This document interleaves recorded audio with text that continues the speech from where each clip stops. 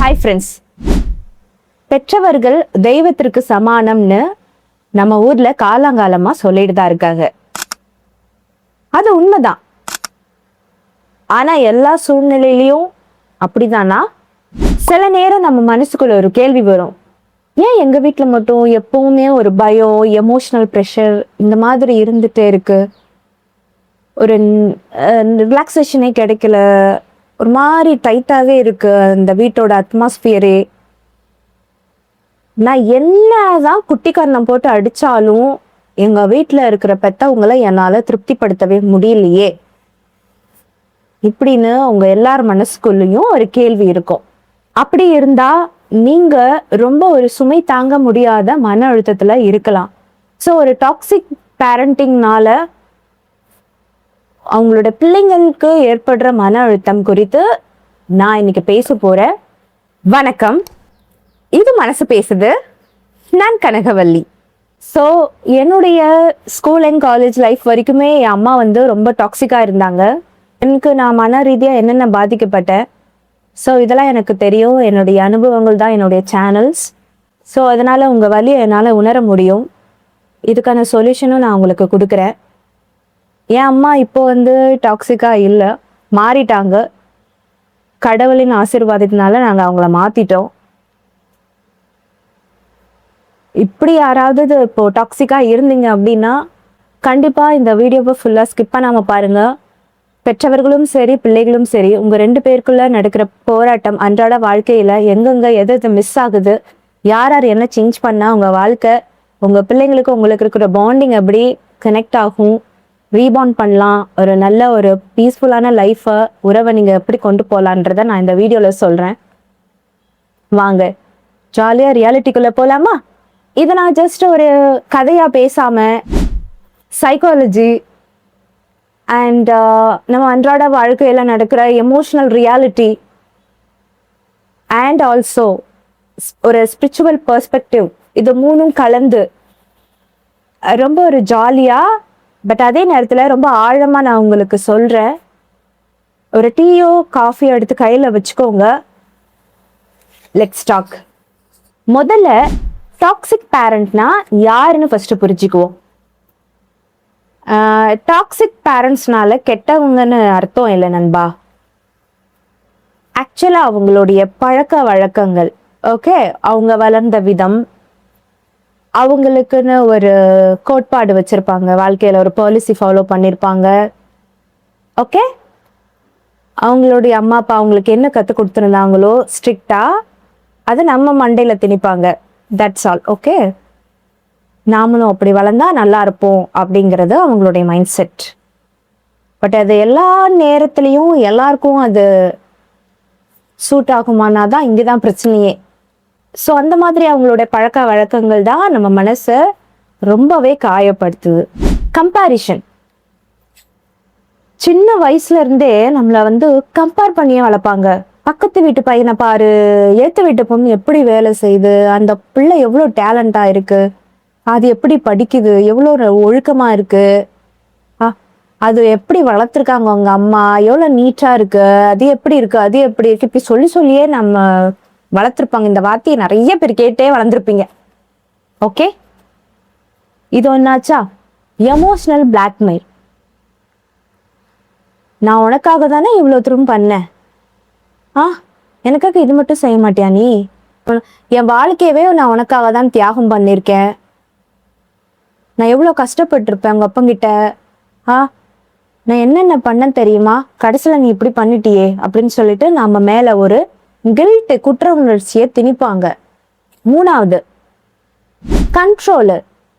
நீங்க என்ன சாப்பிடணும், நீங்க எங்க போகணும், யார் கூட பேசணும், எல்லாமே அவங்க தான் சூஸ் பண்ணுவாங்க. அவங்களுக்கு பிடிச்ச மாதிரி தான் நடக்கணும். உங்களுக்குன்னு ஒரு தனி விருப்பமே இருக்கக்கூடாது. இப்படிப்பட்ட பெற்றவர்கள் நிறைய பேரை நான் என்னுடைய அன்றாட வாழ்க்கையில பார்த்துட்டு தான் இருக்கேன். அண்ட் என்னுடைய தனிப்பட்ட அனுபவமும் கூட. இது எவ்வளோ பெரிய ஒரு கஷ்டமான ஒரு விஷயம் இல்லை. இதை பற்றி பேசினா நான் பல மணி நேரம் உட்காந்து பேசுவேன். பட் இந்த 20 minutesல நான் உங்களுக்கு இதை எந்த அளவுக்கு ஷார்ட்டாக உங்களுக்கு கிறிஸ்பியாக சொல்ல முடியுமோ நான் சொல்கிறேன். அதன் மூலம் பல பேருடைய வாழ்க்கையை மாற்றும்னு நம்பிக்கை எனக்கு இருக்கு. ஸோ இந்த மாதிரிலாம் பெற்றவர்கள் பிள்ளைகளை ட்ரீட் பண்ணும் பொழுது அந்த பிள்ளைங்களுக்கு மன ரீதியாகவே ஒரு ஆங்ஸைட்டி உருவாயிடும். பயம், பதற்றம். நாம அம்மா சொன்ன மாதிரி அப்பா சொன்ன மாதிரி எதுக்குமே லாய்க்கு இல்லை. ஓகே, அது அவங்களுக்கு தனிமையில் இருக்கும்போது அது ஃபிக்ஸ் ஆகிடும். தாழ்வு மனப்பான்மை வந்துடும், லோ செல்ஃப் எஸ்டீம் வந்துடும். ஓகே, அந்த கான்ஃபிடென்ஸே அவங்கள விட்டு போயிடும். அவங்களுக்குள்ள இருக்கிற ஸ்கில் எப்போ வருமோ அது அப்போதான் வரும். நீங்கள் அதுக்கு முன்னாடியே அவனை மண்டையில் கொட்டி நீ எதுக்கும் லாக்கி இல்லாதவன் மாதிரி கம்பேர் பண்ண ஆரம்பிச்சிட்டிங்கன்னா அவன் யாருன்னு அவனுக்கே தெரியாத ஒரு காலகட்டத்தில். நம்ம கோபதாபங்கள்ல அந்த பிள்ளை கிட்ட பேசக்கூடாததெல்லாம் பேசிடுறோம். கேட்டால் குழந்தைய நல்லா வளர்க்கணும், அவனோட ஃபியூச்சருக்கு தான் நான் இவ்வளவும் பேசுகிறேன்னு சொல்லிட்டு. தப்பு. அவனுக்கு என்ன வருமோ அதான் வரும். நீங்கள் கம்பேர் பண்ணுறதுனாலையோ கண்ட்ரோல் பண்ணுறதுனாலையோ என்ன ஆக போகுதுன்னு நினைக்கிறீங்க? உன் பிள்ளைக்கு கடவுள் என்ன வரம் கொடுத்துருக்காரோ அதுதான் அவன் வாழ்க்கை. சரியா? நீங்கள் சொல்கிறதுனாலையோ அடிக்கிறதுனாலையோ திட்டுறதுனாலையோ வராததெல்லாம் வரப்போகிறது கிடையாது. மிஞ்சி போனால் அவனோட மனநிலைமை டோட்டலாக மாறி போயிடும். அவனுக்குள்ள ஒளிஞ்சிட்டு இருக்கிற திறமை மறைஞ்சே போயிடும். இதனால வீடே எப்பவுமே அமைதியா இருக்காம எங்க நம்மளால சண்டை வந்துருமோன்னு நினைச்சு எப்பவுமே பயந்து வாழற ஒரு போர்க்கள மாதிரி மாறிடும் அவங்களுடைய வாழ்க்கை. இப்போ இதுல சைக்காலஜி என்ன சொல்லுதுன்னு பார்ப்போம். உங்க பெற்றோர் அவங்க சின்ன வயசுல இதே மாதிரி அன்பு கிடைக்காம ஒரு பயத்துல ரொம்ப ஒரு கண்டிப்பான அம்மா அப்பா கிட்ட வளர்க்கப்பட்டிருப்பாங்க. ஸோ அவங்களுக்கு தெரிஞ்சிருதெல்லாம் இப்படிதான் வளர்க்கணுன்ற வளர்ப்பு முறை. ஸோ இதே காயத்தை அவங்க உங்ககிட்ட கொடுக்குறாங்க, அவ்வளோதான். அண்ட் இன்னர் சைல்டு உண்டுன்னு ஒன்று இருக்கு. அவங்க சின்ன வயசுல இருக்கும் பொழுது அவங்களுக்கு பாராட்டெல்லாம் கிடைச்சிருக்காது. ஓகே, அவங்கள ஒரு என்கரேஜ் பண்ணாமே வளர்த்துருப்பாங்க. ஸோ அவங்க பெரியவங்களா ஆனதுக்கப்புறம் எப்பவுமே வேலிடேஷன் தேடிக்கிட்டே இருப்பாங்க. இதெல்லாம் உங்களுடைய தப்பு இல்லைங்க, புரிஞ்சுக்கோங்க. இது அவங்களுடைய மன ரீதியான ஒரு பலவீனம். இதை எப்போ நீங்க ஒரு அறிவியல் ரீதியா நீங்க ஒரு மெச்சூர்டா புரிஞ்சுக்கும் பொழுது மட்டும்தான் உங்க மனசுல இருக்கிற பாதி பாரம் அப்படியே கம்மியாகும். சரியா? கொஞ்சம் நீங்க பெற்றவங்க சின்ன பிள்ளைத்தனமா நடக்கும் பொழுது நீங்க உங்களை கொஞ்சம் பக்குவப்படுத்தி யோசிக்க ஆரம்பிச்சுதான் ஆகணும் இதுல இருந்து வெளியில வர்றதுக்கு. என் அம்மா அப்பா ஏன் அப்படி பண்ணிட்டாங்க அப்படின்னு சொல்லிட்டு வெக்ஸ் ஆகி ஸ்ட்ரக் ஆகி அதே இடத்துல இருக்கணும்னு அவசியம் இல்லை. அதுக்கான சொல்யூஷன் என்னன்னு நீங்க கண்டுபிடிங்க. நாம மற்றவங்களை மாற்ற முடியலையா, நாம மாறிக்கணும். ஓகே, நாம நம்மளை மாத்திக்கணும், நாம நம்மளை ப்ரொடெக்ட் பண்ணிக்கணும் இன் அ குட் வே. இப்போ நம்ம ஆன்மீக ரீதியா பார்ப்போம். ஆன்மீகம்னு சொன்ன உடனே நான் அவங்க எல்லாரையும் உடனே எல்லாத்தையும் விட்டுட்டு காட்டுக்கு போயிடுங்கன்னு நான் சொல்ல வரல. அது ஆன்மீகம் கிடையாது. ஆன்மீகம் என்றால் என்ன? அக்செப்டன்ஸ், ஏற்றுக்கொள்ளுதல். நம்ம பெற்றவங்க இப்படி இருக்காங்களேன்னு சொல்லிட்டு அவங்கள மாற்றணும்னு நம்ம முயற்சி பண்ணா வலி நமக்கு அதிகமாயிட்டே தான் இருக்கும். அவங்களுடைய குணம் இப்படிதான் சொல்லிட்டு அவங்கள மாற்ற முயற்சிக்காம நாம நம்மளுடைய எமோஷனல் எக்ஸ்பெக்டேஷனை குறைச்சிக்கிட்டு வாழறது தான் ஆன்மீகத்தின் முதல் படி. பகவத்கீதையா இருக்கட்டும், இல்லை ஏதாச்சும் புத்தர்கள் ஏதா போதனை பண்ணி நீங்க பார்த்துருக்கீங்களா? எதுல வேணாலும் என்ன தெரியுமா சொல்றாங்க? உன் மன நிம்மதி உன் கையில தான். அது யார்கிட்டயுமே நீ தேடவும் முடியாது, எடுத்துக்கவும் முடியாது. உன் மனசு உன் கையில தான் இருக்கு, உன் மனசின் பிடி உன் கையில தான் இருக்கு. உன் ஆன்மாவின் மன நிம்மதியை காப்பாற்ற வேண்டிய பொறுப்பு உன் கையில தான் இருக்கு. பெற்றவங்களுக்கெல்லாம் நான் ஒன்று சொல்லிக்க விரும்புகிறேன். பெற்றவர்களாகிய நீங்க அவங்களுக்கு உடம்பையும் உலகத்துக்கு வாழ வேண்டிய வழியையும் நீங்க கொடுத்துருக்கலாம். பட் பிள்ளைகள் அவங்களுடைய வாழ்க்கை, அவங்களுடைய மன நிம்மதி, அவங்களுடைய ஆன்மா, இது எல்லாத்தையும் காப்பாற்ற வேண்டிய பொறுப்பு அவங்களோடது மட்டும்தான். நீங்க அவங்க மனசுக்குள்ள போயிட்டு அவங்களுக்கு என்ன வேணுமோ அதை நீங்க கொடுக்க முடியாது இல்லையா? ஸோ நீங்க அவுட்டரா தான் எல்லாத்தையும் கண்ட்ரோல் பண்ண முடியுமே தவிர உள்ளுக்குள்ள அவங்க யாருன்னு அவங்களுக்கு தான் தெரியும். அவங்க மனசுக்கு என்ன வேணும்னு அவங்களுக்கு தான் தெரியும். அதுக்கான வழிகளை அவங்க தான் உருவாக்கிக்க முடியும், நாம உருவாக்க முடியாது. பெற்றவர்கள் நம்ம சுயநலத்துக்காக தான் குழந்தைகளை பெத்துக்கிறோம் இல்லையா? இதுதான் உண்மை. குழந்தைகள் நம்ம வாழ்க்கைக்கு ஒரு பாத்திரமா தான் நம்ம அமைச்சுக்கிறோம் வேணும்னே. குழந்தை வரலைனாலும் கஷ்டப்படுறோம், ஐயோ ஊர் உலகம் என்ன சொல்லிடும்னு சொல்லிட்டு அந்த குழந்தைய பெத்துக்கணும்னு துடிக்கிறோம், கோயில் போறோம், வேண்டுறோம், என்னென்னமோ பண்றோம். சரிங்களா? நம்ம சுயநலத்துக்காக இந்த உலகத்துக்கு அவங்கள நீங்க தான் கொண்டுட்டு வரீங்க. ஸோ அப்படி கொண்டுட்டு வரும் பொழுது, நான் உனக்காக தானே எல்லாம் பண்ணேன், என் வாழ்க்கைய உனக்காக தான் சொல்லிட்டு ஏன் அந்த குற்ற உணர்ச்சியை திணிக்கிறீங்க? அவங்க உங்ககிட்ட சொன்னாங்களா என்னை இந்த இந்த இந்த இந்த கேடு கெட்ட உலகத்துக்கு என்னை கொண்டு வந்து வாழ வேணும்னு அவங்கள சொன்னாங்களா? சொல்லுங்க. இந்த உலகத்துல நீங்க அவங்கள கொண்டாந்து பிறக்க வச்சுட்டீங்க. உங்களுக்கு அப்புறம் அந்த வாழ்க்கையில சர்வை பண்ணி பல கெட்ட மனிதர்களையும் நல்ல மனிதர்களையும் ஃபேஸ் பண்ணி இந்த வாழ்க்கையை போராடி வாழ போறவங்க அவங்க தான். அவங்க வாழ்க்கையில எல்லா நேரத்துலையும் நீங்க பின்னாடி இருக்க போறீங்களா? கிடையாதுல்ல. நல்லா வாழுப்பா, நல்லா பத்திரமா போப்பா, வழி அனுப்புறீங்க, பா பத்திரமா போப்பான்னு சொல்றீங்க, வேண்டிக்கிறீங்க. பட் அவன் தானே போயிட்டு வரணும் வீட்டுக்கு பார்த்து.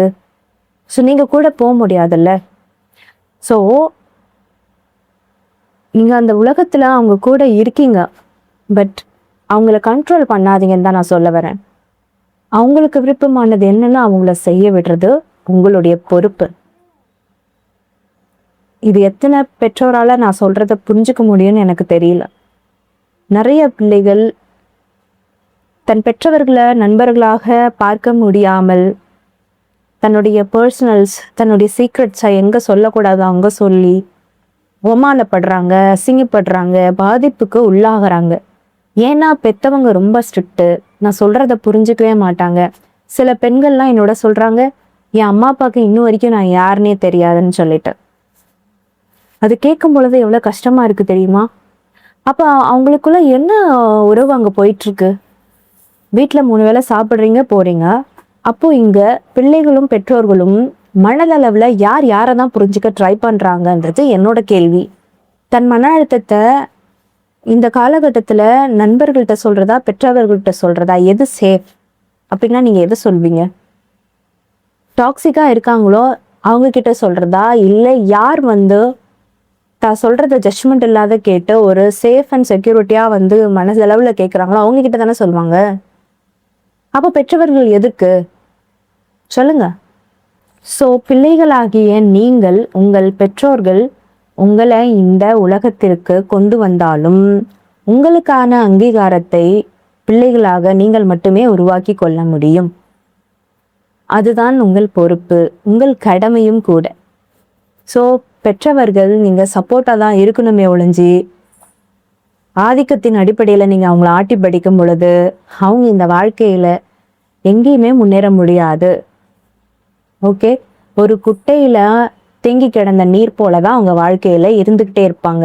கடைசியில காரணம் யாருன்னு கேட்டா நீங்களை உங்களை பிளேம் பண்ண மாட்டீங்க, அவனை தான் கை காட்டுவீங்க. நாங்க எப்படி எல்லாமோ அவனை வளர்த்தோம், காசு போட்டோம், படிக்க வச்சோம், எல்லாம் பண்ணோம், அவன் வாழத நான் என்ன பண்றது? காசு போட்டா போதுமா? காசால உங்க உணர்வுகளை நீங்க விலை கொடுத்து வாங்க முடியும்னு நினைக்கிறீங்களா? இங்கே இல்ல உங்க உணர்வுகளை தான் நீங்க சரி பண்ண முடியும்னு நீங்க நினைக்கிறீங்களா? கிடையாது. மன நிம்மதி இல்லாத வாழ்க்கை எதுக்கு? அந்த வாழ்க்கை சில பிள்ளைகள் இந்த எதுக்கு தான் நான் உனக்கு பிள்ளையா பிறந்தனும் அப்படின்னு சொல்லிட்டு கதறி அழுகுறாங்க வெளியில. எப்போ எனக்கு இந்த வீட்டுல இருந்து ரிலீஸ் கிடைக்கும், விடுதலை கிடைக்கும், நான் எங்கேயாச்சும் போகணும், எனக்கு சில பிள்ளைங்கள்லாம் பார்த்தீங்கன்னா, ஐயோ நான் எனக்கு சீக்கிரமா கல்யாணம் ஆகணும், அப்பதானே நான் வேற வீட்டுக்கு போவேன். ஏன் அப்படி யோசிக்கிறாங்கன்னா, எனக்கு என் வீட்டுல கிடைக்காத இந்த ஃப்ரீடம் எனக்கு கல்யாணம் போனா மட்டுமாவது கிடைக்கும்ல அப்படின்னு யோசிக்கிறாங்க. எந்த அளவுக்கு அவங்கள யோசிக்க வைக்குது பாருங்க இந்த டாக்ஸிக் பேரண்டிங்னால. எல்லாத்துக்குமே அவங்கள ஜட்ஜ் பண்ணிட்டு இப்படிதான் இருக்கணும்னு அவங்கள 2026 இருக்கிற குழந்தைய கொண்டுட்டு போயிட்டு 80s 70s கொண்டு போயிட்டு நீங்க நிறுத்துறீங்க, அப்படியே பேக்வர்ட் போறீங்க. எப்படிங்க அது? ரொம்ப நீங்களே கொஞ்சம் ப்ராக்டிக்கலா யோசிச்சு பாருங்களேன். அந்த குழந்தையோட நிலைமையில நின்று நீங்க யோசிச்சு பார்த்தீங்கன்னா தான் நான் என்ன சொல்றேன்னு உங்களுக்கு புரிய வரும். ஜஸ்ட் நான் இங்க பெற்றவர்கள் பண்றது தப்புனோ பிள்ளைகள் பண்றது கரெக்டுனோ நான் பேச வரல. அந்த பேட்டர்ன் சொல்றேன். அந்த பேட்டர்ன் எப்படி மிஸ்மேட்ச் ஆகி ஒரு உறவையே பாதிப்புக்குள்ளாக்கி இங்க வந்து பெத்தவங்களும் நிம்மதியா இல்லை, பிள்ளைகளும் நிம்மதியா இல்லை. ஸோ இது ரெண்டுத்தையும் சரி பண்றதுக்கான வழியை தான் நான் உங்களுக்கு சொல்லிட்டு இருக்கேன். இதை பத்தி யாரும் எவ்வளோ பேச மாட்டுறாங்க. ஆனா இதெல்லாம் பேசக்கூடிய ஒரு விஷயம், பேசப்பட வேண்டிய ஒரு விஷயம். வாழ்க்கையில நிறைய இருக்குங்க. ஜஸ்ட் கம் டு த ரியாலிட்டிக்கு நீங்க வாங்க. பிடிச்ச பிடிவாதமா நான் தான் பெற்றவன்னு நீங்க இதுலயே இருக்காதீங்க. ஜஸ்ட் கம் ஆன், ஃப்ரெண்ட்லியா வாங்க. அவங்களுக்கு ஈக்குவலா இருந்த ஒரு ஃப்ரெண்ட்லியா வாங்கல, ரொம்ப பீஸ்ஃபுல்லான லைஃப் நீங்க வந்து வாழலாம் அவங்களோட. சரி பாஸ், இதெல்லாம் ஓகே. இப்போ எனக்கு இந்த மாதிரி ஒரு டாக்ஸிக் பேரண்ட்ஸ் இருக்காங்க. ப்ராக்டிக்கலாக நான் என்ன பண்ணணும்னு கேட்குறீங்களா? Set boundaries. உங்கள் பெத்தவங்களுக்கு நீங்கள் கொடுக்க வேண்டிய மரியாதையை எல்லா விஷயத்துலையும் கொடுத்து தான் ஆகணும். கண்டிப்பாக கொடுங்க. பட் உங்கள் தனிப்பட்ட விஷயத்தில் ஒரு கொஞ்சம் லிமிட்டுக்கு மேலே அவங்க தாண்டி எல்லாத்துக்கும் ரூல்ஸ் அண்ட் ரெகுலேஷன் போட்டாங்கன்னா நோன்னு சொல்ல ஆரம்பிங்க. உங்களுக்கு எது கரெக்டோ, ஏன்னா உங்கள் வாழ்க்கையில் நடக்க போகிற எல்லா தவறுகளுக்கும் எல்லா நல்லதுக்கும் கடைசியில் பொறுப்பேற்க போகிறது நீங்கள் தான். வயதான காலத்தில் உங்கள் அம்மா அப்பாவை பார்த்துக்க போகிறதும் நீங்கள் தான். ஸோ உங்கள் டெசிஷன், உங்களுக்கு பிடிச்ச டெசிஷனில் அவங்க ரொம்ப இன்ட்ரப்ட் ஆகி உங்களை டியூன் பண்ணணும்னு நினச்சாங்க அப்படின்னா, உங்களுக்கு அதில் விருப்பம் இல்லாத போது அதை நீங்கள் நோன்னு சொல்லணும். Okay. Next grey rock method. உங்களை உங்கள் அப்பா அம்மா வந்து கோபப்படுத்தி உங்களை சண்டை வாங்கணும்னு உங்களை ஏதாச்சும் தூண்டி விடும் பொழுது நீங்கள் கூட ஆர்கியூமெண்ட் பண்ணாதீங்க. ஜஸ்ட் காமா இருங்க. ஓகே ஓகே பார்த்துக்கலாம் அப்படின்னு சொல்லிட்டு போயிடுங்க. நீங்கள் வந்து ரியாக்ட் பண்ணணும்னு நினைப்பாங்க, நீங்கள் ரியாக்ட் பண்ணாதீங்க. அப்படியே அந்த சுச்சுவேஷனை வந்து நீங்கள் ஆஃப் பண்ணிடுங்க. அது அந்த அமைதியால் மட்டும்தான் முடியும். ஆர்குமெண்ட்டை வளர்க்காதீங்க. நீங்களா நானா நீங்கள் அவங்கக்கிட்ட ஜெயிக்கவே வேண்டாம். அது ஏன்னா உன் அம்மா அப்பா வந்து ஏதோ ஒரு மன ரீதியாக ஏதோ அஃபெக்ட் ஆனதுனால தானே இப்படி ஒரு விஷயத்த உங்களுக்கு கிரியேட் பண்ணி உங்களை ஹர்ட் பண்ணுறாங்க. அப்போ நீங்களும் அந்த தப்பு பண்ணக்கூடாது. அமைதியாக போயிடு. நீங்கள் நினைக்கிற டெசிஷன் கரெக்டாக இருந்துச்சுன்னா நீங்கள் அமைதியாக போயிடுங்க. ஓகே. உங்கள் பெற்றவங்க நீங்கள் பண்ணுற எந்த ஒரு விஷயத்தையுமே பாராட்டல, என்கரேஜ் பண்ணலை அப்படின்னா கவலையே வேணாம். Self love. ஓகே. இந்த உலகத்தில் நம்மளை விட நம்மளை யாருமே லவ் பண்ணிடவே முடியாது. ஓகே. ஃபஸ்ட்டு நீங்கள் பண்ண விஷயத்த நீங்கள் கொண்டாடுங்க. அதுவே பெரிய சாதனை தான். மற்றவங்க யாரும் நம்மளை பாராட்டணும்னு அவசியமே இல்லை. ஸோ அவங்களுக்கு அந்த வேல்யூ தெரியல, அதனால் பாராட்டல. நாம் பாராட்டிக்குவோம். உங்கள் வீட்டில் நடக்கிற சண்டைகள், நெகட்டிவ் தாட்ஸ் எதையுமே நீங்கள் காதில் போட்டுக்காதீங்க, மைண்டில் எடுத்துக்காதீங்க. ஜஸ்ட்டு நீங்கள் ஒரு வியூவர்ஸ் மட்டும்தான் அந்த வீட்டில். ஜஸ்ட் பாருங்கள், அது அவங்களோட லைஃப், அவங்க என்னமோ பண்ணிட்டு போகிறாங்க. அது எனக்கு கவலையே கிடையாது. என் லைஃப்லேயே எனக்கு பல பிரச்சனை இருக்குது, என்னுடைய கெரியர், என்னுடைய ஃப்யூச்சர் ஃபோக்கஸ்லாம் வேறு அப்படின்னு சொல்லிட்டு நீங்கள் அதை ஸ்கிப் பண்ணிடுங்க. அதை நீங்கள் மைண்ட் பண்ணிக்காதீங்க. Seek help. தேவைப்பட்டா, உங்களுக்கு உங்கள் வீட்டுனால ரொம்ப மன உளைச்சலுக்கு ஆளாகிட்டீங்கன்னா ஒரு நல்ல கவுன்சிலரோ, தேவைப்பட்டா ஒரு நல்ல தெரபிஸ்ட் போய் அப்ரோச் பண்ணலாம். தப்பே இல்லை. நாம் மனசை நம்ம பாதுகாத்துக்கணும்னா இந்த மாதிரி டாக்டர் கிட்ட போய் ஒரு கவுன்சிலிங் எடுத்துக்கிறதுல தப்பே கிடையாது. ஓகே. இந்த உலகத்தில் 1000 வழி இருக்கு. அதில் ஒரு பெஸ்ட் வே எதுன்னு நீங்கள் நினைக்கிறோ அதை நீங்கள் சூஸ் பண்ணலாம். கடைசியாக ஒன்று சொல்லிக்கிறேன் நண்பா, பெற்றவங்க மேலே அன்பு வைக்கிறது, மரியாதை வைக்கிறதுலாம் தப்பு கிடையாது. அது நம்ம கண்டிப்பாக கொடுக்கணும். We are responsible. பட் அந்த அன்பிற்காக நீங்கள் உங்கள் வாழ்க்கையோட நிம்மதியையும் உங்களையும் அழிச்சுக்கிறது எந்த விதத்துலையுமே நியாயம் கிடையாது. அவங்களாகல இந்த உலகத்துக்கு நீங்கள் வந்திருக்கலாம், ஆனால் அதுக்கப்புறம் உங்களை காப்பாற்றிக்க வேண்டியது உங்கள் கடமை தான். அது உங்கள் கையில் தான் இருக்குது. வாழ்க்கையின் இறுதி வரைக்கும் அம்மா அப்பாவும் ஒரு ஸ்டேஷன் வரைக்கும் தான் உன்னோட வருவாங்க. அதுக்கப்புறம் யாருமே கிடையாது. நீ மட்டும்தான் அவனுக்காக இருக்க. உன்னை நீ காப்பாற்றிக்க பாரு. ஸோ உங்கள் அம்மா அப்பாவையும் நேசிங்க, அதே நேரத்தில் உங்களையும் நேசிங்க.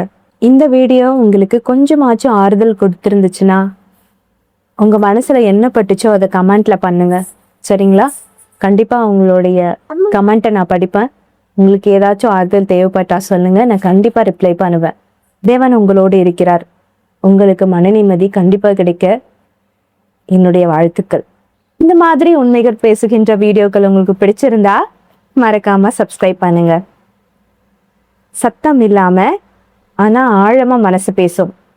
மீண்டும் இது போன்ற ஒரு உண்மை வீடியோவுடன் உங்களை சந்திக்கிறேன்.